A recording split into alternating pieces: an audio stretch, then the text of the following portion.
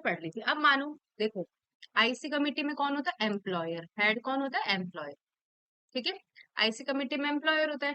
और यदि हम डिस्ट्रिक्ट उसकी बात करते हैं एलसी कमेटी की, तो उसमें कौन होता है? District officer. ठीक है, तो आप खुद सोचो, यदि आप एम्प्लॉयर हो तो आप क्या करोगे? एम्प्लॉयर हो तो सब जगह ऐसे बोल दोगे, क्या बोल दोगे सब जगह, कि कि ये जो सेक्सुअल हेरासमेंट है ना, ये एक अपराध है। मतलब ऐसे बोलोगे मिसकंडक्ट है। यहाँ शब्द अपराध नहीं देखते, अपना शब्द देखते मिसकंडक्ट। ये सेक्सुअल हेरासमेंट है ना, ये एक मिसकंडक्ट है, तुमने सब जगह फैला दिया। और तुम क्या करोगे? तुम आईसी कमेटी बनाओगे। भाई तुम एम्प्लॉयर हो तो सबसे पहला काम ही तुम्हारा आईसी कमेटी बनाने का है। दूसरा, तुम हर जगह ना बैनर लगा दोगे कि भाई किसी ने भी मतलब सेक्सुअल हेरासमेंट किया तो इसके पीनल कॉन्सिक्वेंसेस हैं। क्या है? पीनल कॉन्सिक्वेंसेस है। फिर आपको क्या काम करना है? आपको नेसेसरी फैसिलिटीज प्रोवाइड करवानी है आईसी कमेटी को। ठीक है, यदि मान लो कि आपके पास में कोई वुमन आती है और वो बोलती है कि भाई मुझे ना कंप्लेंट लगानी है, एफआईआर लगानी है। ठीक है, तो आप उसको मदद करोगे। तो ऐसे ही है, इसके अंदर पॉइंट पूरे हैं और आपको 3 नंबर में याद करना है। मतलब आपके 3 नंबर के क्वेश्चन आ सकते हैं कि एम्प्लॉयर की क्या क्या ड्यूटी है। तो सबसे पहले आपकी एम्प्लॉयर की ड्यूटी है कि सेफ वर्किंग एनवायरनमेंट क्या करना, सेफ वर्किंग एनवायरनमेंट उपलब्ध करवाना। तो provide a safe working environment at the work place which shall include safety from the person coming into contact at the work place. की सबसे पहले ही जिम्मेदारी आपकी है कि आप जहाँ पे काम, मतलब जहाँ पे आप एम्प्लॉयर हो, वहां पे आप सेफ वर्किंग एनवायरनमेंट, कैसा वर्किंग एनवायरनमेंट प्रोवाइड कराओगे? सेफ वर्किंग एनवायरनमेंट, कि भाई एम्प्लॉय के कांटेक्ट में जो भी लोग आ रहे हैं ना, उनसे आप उनसे भी सेफ्टी प्रोवाइड करवाओ। दूसरा, आप conspicuous place of work place पे क्या लगा दोगे कि like the penal consequences of the sexual harassment. और आप ऑर्डर दोगे कि आईसी कमेटी बनानी है। ठीक है, आप समय समय पर, पौष में यही करते, समय समय पर आप वर्कशॉप और awareness programme with intervals sensitise the employees कि भाई इस एक्ट के, इस एक्ट के जो भी चीजें हैं उनको बताने के लिए आप समय समय पर क्या करोगे? वर्कशॉप और अवेयरनेस प्रोग्राम, ओरिएंटेशन प्रोग्राम, ठीक है, मेंबर ऑफ आईसी कमिटी के लिए और एम्प्लॉयज के लिए आप ऑर्गेनाइज करोगे। आईसी कमिटी और लोकल कमिटी भी तो आती है कभी कभी एम्प्लॉयर वाले हिस्से में। तो आईसी कमिटी और लोकल कमिटी को आप क्या करोगे? मदद करोगे कंप्लेंट जब लगेगी या इंक्वायरी करने में। ठीक है, जो भी रिस्पोंडेंट है और विटनेस है आईसी कमिटी के पास पहुंचाने में उसकी मदद करोगे। आईसी कमिटी और लोकल कमिटी को जो भी चाहिए वो सब चीजें आपको उपलब्ध करवानी है। देखो, सबसे पहले हमने 3 तो खुद के काम देखे। कैसे याद करते हैं? सीधी बात, 3 काम अपन ने खुद के देखे, पता है, एम्प्लॉयर के खुद के, कि भाई तुझे लाइक एम्प्लॉयर को सेफ वर्किंग एनवायरनमेंट प्रोवाइड कराना है, साथ ही में जो व्यक्ति मतलब बाहर से भी आ रहे हैं, लाइक सेफ्टी उनसे भी प्रोवाइड करानी है। दूसरा, मैंने बोला कि आपको हर जगह पोस्टर चिपका देने कॉन्स्पिक्यूअस प्लेस पे कि ये एक इसके पीनल कॉन्सिक्वेंसेस है। ठीक है, और आपको आईसी कमेटी बनानी है। तीसरा, तुम्हें मैंने बोला समय समय पर अवेयरनेस प्रोग्राम लगाने हैं, इसकी मतलब इस एक्ट की जो सेंसिटिविटी है उसको बताना है। और ओरिएंटेशन प्रोग्राम बनाए। तो ये 3 काम तो किसके हैं? खुद के। फिर 3 काम आईसीएलसी कमेटी से रिलेटेड है। क्या आईसीएलसी कमेटी से रिलेटेड? कि आईसीएलसी कमेटी को यदि आपको मतलब उसने कुछ मांगा तो उसको नेसेसरी फैसिलिटीज प्रोवाइड करवानी है। आईसीएलसी कमेटी को विटनेस और रिस्पोंडेंट वो पहुंचवाना है, कि आईसीएलसी कमेटी पे आप अश्योर करोगे कि विटनेस और रिस्पोंडेंट पहुंच जाए। और आईसीएलसी कमेटी, जैसे अपन ने बोला ना असिस्टेंस प्रोवाइड करानी, तो वहां पे एक शब्द और असिस्टेंट के साथ में आपको जैसा भी उनको चाहिए कंप्लेंट इंक्वायरी से रिलेटेड, वैसी आपको इन्फॉर्मेशन प्रोवाइड करानी। 6 याद हो गए। 3 किससे खुद से रिलेटेड, 3 किससे आईसीएलसी कमेटी से रिलेटेड। आईसीएलसी कमेटी में लास्ट में इंफॉर्मेशन प्रोवाइड करानी है, सेम इसका जैसा असिस्टेंस प्रोवाइड करानी है। और रिस्पोंडेंट और विटनेस को क्या करना है? उनके पास में पहुंचाना है आईसीएलसी कमेटी के पास। अब शायद 3 वुमेन से रिलेटेड आएंगे, मुझे इतना याद है, या 2 आएंगे, एक बार देख लेते हैं। क्या बोल रखा है? Provide assistance to women. मैंने कहा एक वुमन आई आपके पास में और वो बोल रही है कि भाई तुम तो संभाल लोगे सर्विस रूल और प्रेस्क्राइब फॉर्मेट, लेकिन मैं क्या करना चाहती हूँ? मैं कंप्लेंट लगाना चाहती हूँ। यदि उसने बोला ना, तो आपको उसको असिस्ट करना है। तो provide assistance to a woman if she chooses to file a complaint in relation to the offence under IPC और any other law for the time being in force. ठीक है, मैंने बोला ना कि यदि वो आगे बोले कि भाई मुझे कंप्लेंट लगानी है, तो you need to provide her assistance. ठीक है। cause to initiate action under the IPC or any other law for the time being in force against the perpetrator or if the aggrieved woman so desire where the perpetrator is not employed in the workplace at which the incident of sexual harassment took place। तो आपको actions लेने हैं, like action लेने हैं। पहले तो women आके request कर रही है, दूसरे में आप खुद ही एक्शन ले रहे हो। ठीक है। वुमेन जो भी परपरेटर है उसके खिलाफ आपको आईपीसी के तहत यदि कुछ भी एक्शन लेना है वो एक्शन ले रहे हो, लाइक कंप्लेन लगानी है कंप्लेन लगा रहे हो। और यदि परपरेटर एम्प्लॉय नहीं है लेकिन सेक्सुअल हरेसमेंट तो वर्क प्लेस पे हुआ है ना, तो उससे भी रिलेटेड भी वुमेन डिजायर करती है तो मैम आपको। परपरेटर कौन? परपरेटर मतलब शिकारी, मुझे लगता है हिंदी तो शिकारी मतलब हिंदी मतलब शिकारी शब्द नहीं बोल सकते, परपरेटर मतलब भाई जिसने किया है, रिस्पोंडेंट इस तरीके से बोल सकते हैं। एक बार देख लेते हैं, मेरे को तो जितना शब्द याद है, जितना हिंदी का ज्ञान है अपने अंदर। अपराधकर्ता। हाँ, परपरेटर मतलब वही रिस्पोंडेंट से, समझ गए गरिमा? परपरेटर मतलब जिसने ऑफेंस यस कमिट मैम। किया, शिकारी तो ऐसे शब्द याद आ गया। ठीक है। तो मैंने बोला यदि वुमेन आके बोले तो तुम्हें करवाना है कि भाई वो बोल रही है कि मुझे कंप्लेन लगानी है, या आपको खुद ही एक्शन लेना है। यदि आपको लगता है ना कि भाई हमें लाइक आईपीसी के अंदर इनिशिएट करना चाहिए एक्शन, तो आपको लेना है।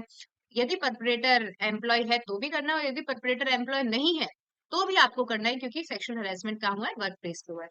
फिर treat sexual harassment as misconduct, ये तो मैंने आपको स्टार्टिंग में समझा दिया कि आपको क्या करना है, मिसकंडक्ट की तरह समझना है इसको, सेक्सुअल हेरेसमेंट। और आपको सर्विस रूल के तहत क्या करने हैं, एक्शन लेने हैं। और monitor the timely submission of report by the internal complaint committee. कुछ नहीं है, 10 पॉइंट है, एग्जाम में आराम से आएंगे, 4 नंबर का क्वेश्चन आ सकता है। What is the duty of employer? तो what is the duty of employer देख लेते हैं, what is the duty of employer.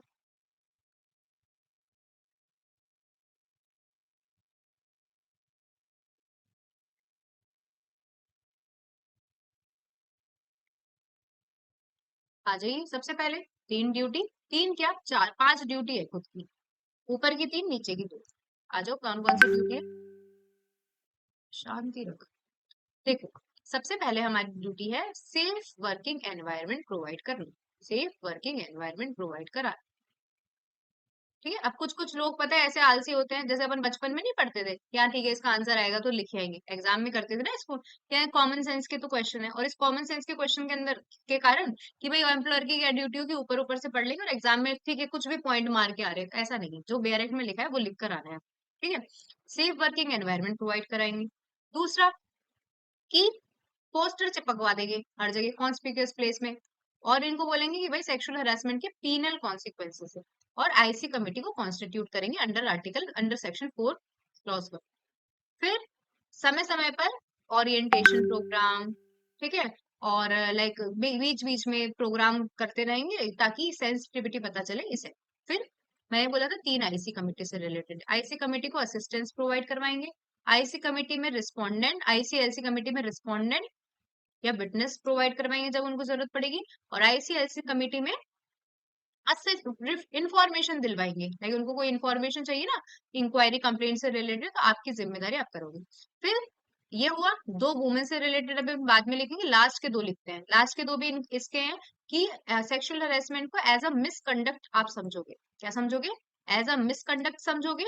और इसको सर्विस रूल के तहत आप एक्शन लोगे, और टाइम टू टाइम इस पे सर्विलियंस रखोगे, चीजों को टाइम टू टाइम ऑब्जर्व करते रहोगे। ये 5 पॉइंट। लास्ट एक शब्द देख लेते हैं लिखा क्या है इन्होंने, monitor the timely submission report. IC committee आप क्या, आईसी कमेटी यदि आपको रिपोर्ट देती है ना फाइनली, तो आईसी कमेटी ने जो आपको रिपोर्ट दिया उसको आप टाइम टू टाइम क्या करते रहोगे, ऑब्जर्व करते। फिर 2 वुमेन से रिलेटेड है, वुमेन खुद आके बोलती है कि मुझे कंप्लेन लगानी है, लाइक कंप्लेन लगानी है मुझे आईपीसी में, तो कंप्लेन लगाओगे, और नीचे में यदि आपको लगता है तो आप आईपीसी के तहत एक्शन लोगे अगेंस्ट द परपरेटर। और यदि परपरेटर आउटसाइड आपके वर्क प्लेस है तो भी, यदि वुमेन डिजायर करती है, एक बार 2 मिनट का टाइम दे रही हूँ, वैसे तो एक बार हैंड रेज कर दो, 10 पॉइंट ऐसे याद होंगे। 3 मतलब इसके 5 है वुमेन के, इसके 2 है और इसके 3 है। जल्दी से उठाओ, मतलब 12:34 याद कर लो, एग्जाम का क्वेश्चन आ सकता है आराम से, 34 नहीं 35, आराम से आपके 4 नंबर का क्वेश्चन आएगा। What is the duty of employer, ये पकड़ो। ठीक है, याद हो गया ना, मतलब याद तो क्या करना था, फिर भी अब आपसे पूछा गया डिस्ट्रिक्ट ऑफिसर की क्या ड्यूटी है, डिस्ट्रिक्ट ऑफिसर स्टेट का बंदा होता है, कम काम करते हैं। ठीक है। तो duty of state district officer, तो जो एलसी, जैसे इसने आईसी कमिटी ने जो रिपोर्ट सबमिट करी उसको मॉनिटर किया ना, तो जो एलसी कमिटी इनको सबमिट करेगी वो इसको मॉनिटर करेंगे। ठीक है, डिस्ट्रिक्ट ऑफिसर क्या करेंगे, एलसी कमिटी जो चीजें सबमिट करेगी उसको मॉनिटर करेंगे। फिर take such measures as may be necessary for engaging NGO for creation of awareness, मतलब क्या करेंगे, एनजीओ को एंगेज करेंगे। इनका काम क्या है, एनजीओ को एंगेज करना।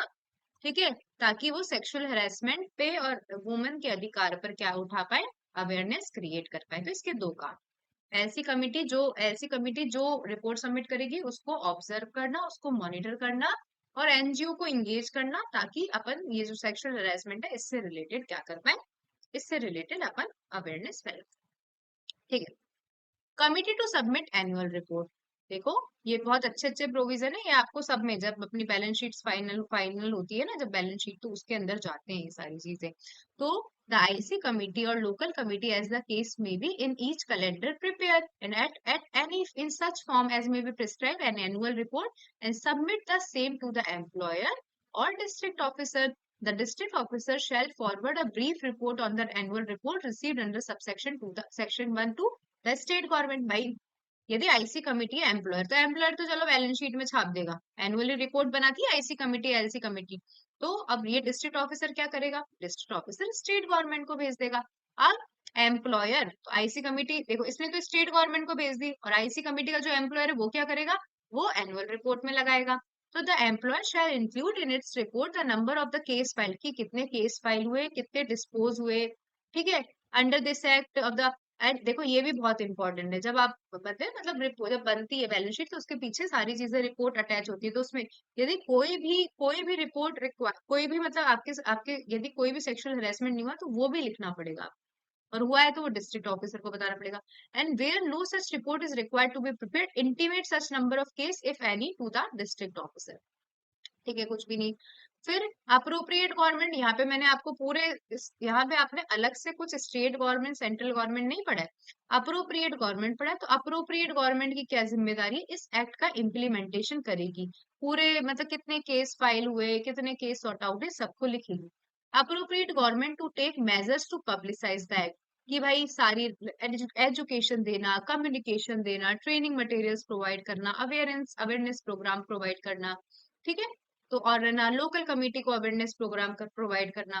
Power to call inspect, power to call information और इंस्पेक्ट ऑफ रिकॉर्ड, कि यदि पब्लिक, यदि मतलब ये जो होते हैं ना अप्रोप्रिएट गवर्नमेंट, यदि पब्लिक पब्लिक इंटरेस्ट में इनको लगे, तो ये क्या कर सकती है, पब्लिक इंटरेस्ट में, interest of the public women employees, ये किसी से भी एम्प्लॉयर हो चाहे डिस्ट्रिक्ट ऑफिसर हो इंफॉर्मेशन मंगा सकती है, किसी भी ऑफिसर को ऑथोराइज कर सकती है। थोड़ा सा पढ़ लो ये, कि अप्रोप्रिएट गवर्नमेंट क्या कर सकती है, किसी भी एम्प्लॉयर और डिस्ट्रिक्ट ऑफिसर से क्या मंगा सकती है, रिपोर्ट मंगा सकती है। कोई भी एक ऑफिसर को अपॉइंट कर सकती है कि जाकर इंस्पेक्शन करके देखकर कि सेक्सुअल हरेसमेंट क्या हो रहा है, और ये जो ऑफिसर अपॉइंट करेगा ये एक रिपोर्ट सबमिट करेगा, क्या करेगा, रिपोर्ट सबमिट करेगा। फिर every employer and district officer shall produce on demand the officer making the inspection all information, सारी ये कुछ भी नहीं, एम्प्लॉयर और डिस्ट्रिक्ट ऑफिसर है, जो ऑफिसर आएगा ना इंस्पेक्शन करने के लिए, उनको सारी इंफॉर्मेशन, सारे रिकॉर्ड्स वगैरह प्रोवाइड करेगा। यदि इस एक्ट की नॉन कंप्लायंस की जाती है, किसके द्वारा, एम्प्लॉयर, एम्प्लॉयर के द्वारा, क्योंकि गवर्नमेंट तो बनाएगी, एम्प्लॉयर के द्वारा इस एक्ट की नॉन कंप्लायंस की जाती है, किस एक्ट की, लाइक वो आईसी कमिटी नहीं बना रहा है। 13, 14 और 22, 13, मेरे को 14 तो याद है, 14 में फॉल्स, 14 में लाइक फॉल्स एलिगेशंस की बात की गई है, 13 में इंक्वायरी रिपोर्ट की बात ऐसे कुछ की गई है, और 22 में अभी अपन पढ़ के एनुअल रिपोर्ट में सबमिट करने की बात की गई है। इसकी बात की गई, एक बार देख ले, कोई चीज अपन को परेशान नहीं करे। देखो, एम्प्लॉयर को एनुअल रिपोर्ट में सबमिट करने की बात की गई है। ठीक है, 14 में मैंने बोला फॉल्स और मेलिसियस प्रोसिक्यूशन की बात की गई है, और 13 में मैंने बोला इंक्वायरी रिपोर्ट। मुझे याद है तो आपको भी याद रहना चाहिए। ठीक है, मैंने कुछ ऐसे थोड़ी याद करा कि 13, 14, 22 में, लेकिन मुझे याद है कि इस पेज पे ऐसे ऐसे करके लिखा होता। तो यदि 13, 14, 22 का काम नहीं करता एम्प्लॉयर, या तो आईसी कमेटी नहीं बनाता है, या 13, 14, 22 के अंदर क्या नहीं लेता, एक्शन नहीं लेता है, और इस प्रोविजन की, इस प्रोविजन, अदर प्रोविजन, जो इस एक्ट के अदर प्रोविजन है उनका कॉन्ट्रावेन करता है, अटेम्प्ट टू कॉन्ट्रावेन करता है, तो उसको सजा मिलेगी 50,000 रुपए। उसकी सजा मिलेगी उसको 50,000 रुपए की सजा मिलेगी। और एक बार कन्विक्ट होने के बाद दोबारा करता है तो उसको सजा मिलेगी ट्वाइस ऑफ द पनिशमेंट। ये 50,000 तक है। देखो पहली बार सजा, पहली बार आईसी कमिटी नहीं बना रहा, 13, 14, 22 का उल्लंघन कर रहा है, अदर प्रोविजन का कॉन्ट्रावेन कर रहा है, तो 50,000 तक की सजा। और यदि दोबारा हुआ तो twice of the punishment which might have been imposed on first conviction subject to the punishment being maximum provided for the same. ठीक है, ऐसे कुछ लिख लेना। 50,000 है तो उसका ट्वाइस ऑफ द पनिशमेंट। यदि किसी अदर अदर लॉ में कुछ हायर पनिशमेंट प्रोवाइडेड है तो हायर पनिशमेंट मिल जाएगी। यदि उसका कोई लाइसेंस है तो उसका लाइसेंस कैंसिल हो जाएगा, उसका लाइसेंस विड्रॉ हो जाएगा, उसको नॉन रिन्यूअल, उसका लाइसेंस रिन्यू नहीं होगा, रजिस्ट्रेशन कैंसिल कर दूंगा। तो इतने बड़े बड़े काम हो सकते हैं। तो पॉश एक अच्छी मतलब बहुत बढ़िया कंप्लायंस करनी जरूरी है। फिर cognizance of offence by court. अभी आपको लगेगा कि कोर्ट कहाँ आया, आया ना कोर्ट। तो आप सोचोगे कोर्ट कहाँ आया, सर्विस रूल प्रेस्क्राइब रूल। भाई एलसी कमेटी में तो कोर्ट चल रहा था ना। एलसी कमेटी में तो 509 में रजिस्टर हो रही थी ना शिखा मिनी मैम। तो वो तो है, वो तो चलेंगे ना, उसके तो कोर्ट चलेंगे। तो ये लिखा है कि no court shall take cognizance of any offence punishable under this act और any rule made hereafter save on the complaint made by the aggrieved woman. मतलब कौन कंप्लेंट करेगा, अग्रीव्ड वुमन या एक कोई भी अन्य व्यक्ति जिसे आईसी कमेटी और एलसी कमेटी ने क्या कर रखा। भाई दो तीन जगह कोर्ट दिखेंगे आपको। एक तो जैसे अभी मैंने बोला कि एम्प्लॉयर को यदि वुमन बोले कि मुझे कंप्लेंट लगानी है तो वहां भी तो कोर्ट दिखेगा आपको। एम्प्लॉयर को यदि लगे कि भाई आईपीसी में हमको कुछ करना है या बीएनएस में हमको कुछ करना है तो वहां भी आपको कंप्लेंट लगेगी तो कोर्ट दिखेगा। एलसी कमेटी में तो आपको हर जगह कोर्ट दिखेगा कि एलसी कमेटी में क्या करते हैं, पुलिस को कंप्लेंट भेजते हैं। तो कौन सा कोर्ट कॉग्निजेंस तब तक नहीं लेगा जब तक कि अग्रीव्ड वुमन या कोई भी अदर व्यक्ति जो आईसी और एलसी कमेटी ने ऑथराइज कर रखा है वो क्या नहीं लगा दे, कंप्लेन ना लगा दे। कौन सुनेगा, तो एमएम तो अब मतलब है नहीं, जुडिशियल मजिस्ट्रेट फर्स्ट क्लास सुनेंगे। कौन सुनेगा, जुडिशियल मजिस्ट्रेट फर्स्ट क्लास सुनेंगे। Every offence under this act shall be non cognizable. ठीक है, नॉन कॉग्निजेबल, ऐसे विदाउट वारंट अरेस्ट करने वाले सीन नहीं है। मतलब विदाउट वारंट, वारंट अरेस्ट करना पड़ेगा, मतलब वारंट के साथ अरेस्ट करना पड़ेगा। नॉन कॉग्निजेबल है ना, तो वारंट लेके जाके जाओगे तभी आपको अरेस्ट करना पड़ेगा, अदरवाइज आप ऐसे अरेस्ट नहीं कर सकते, इतने बड़े बड़े वो नहीं है। एक्ट किसी भी अदर प्रोविजन के डेरोगेशन में नहीं है। अप्रोप्रिएट गवर्नमेंट क्या बनाएगी, रूल्स बनाएगी। देख लेना क्या क्या रूल्स बनाएगी। अप्रोप्रिएट अब कौन, पूरे जो चैप्टर पढ़ के आए ना अपन यहाँ से लेके यहाँ तक, आईसी कमेटी में जो भी एनजीओ एनजीओ के लोग आते हैं ना, आईसी कमेटी में जो भी एनजीओ के लोग आएंगे उनको अपन को क्या देना पड़ेगा, सैलरी देनी पड़ेगी। तो अप्रोप्रिएट गवर्नमेंट रूल बनाएगी। एलसी कमेटी में भी आते हैं जो लोग आते हैं जो लोग, उनको भी अपन को कुछ पैसे वैसे देने पड़ेंगे। चेयरपर्सन, देखो चेयरपर्सन लिखा है, प्रिसाइडिंग ऑफिसर नहीं लिखा है, समझ रहे हो। प्रिसाइडिंग ऑफिसर तो कंपनी का होता है ना, कंपनी की वुमेन होती है, उसको तो सैलरी मिल रही है। चेयरपर्सन तो एमिनेंट वुमेन होती है, याद है क्या किसी को।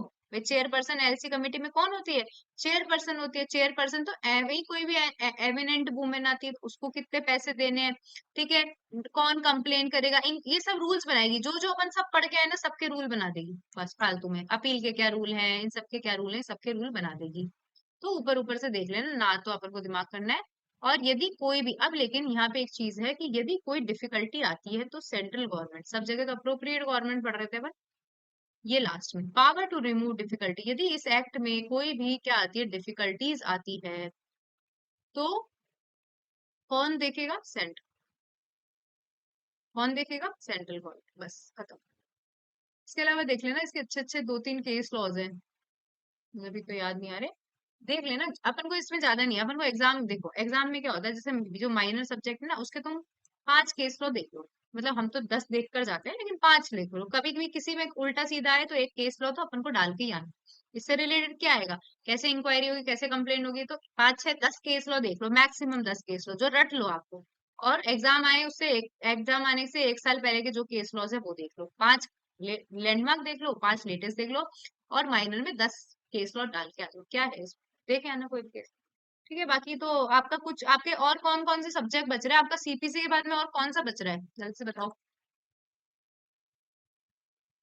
मैम डीवी और प्रोबेशन ईरा प्रोविजन और इंडिसेंट इंडिसेंट रिप्रेजेंटेशन रिप्रेजेंटेशन हो चुका है आपका, हो गया ना इंडिसेंट रिप्रेजेंटेशन, या नहीं हुआ है। नहीं हुआ है मैम। सबसे पहले मुझे ऐसे क्यों याद आ रहा है इंडिसेंट रिप्रेजेंटेशन ही कराया था रश्मि ने। मैम वो इंटरप्रिटेशन क्या चीज?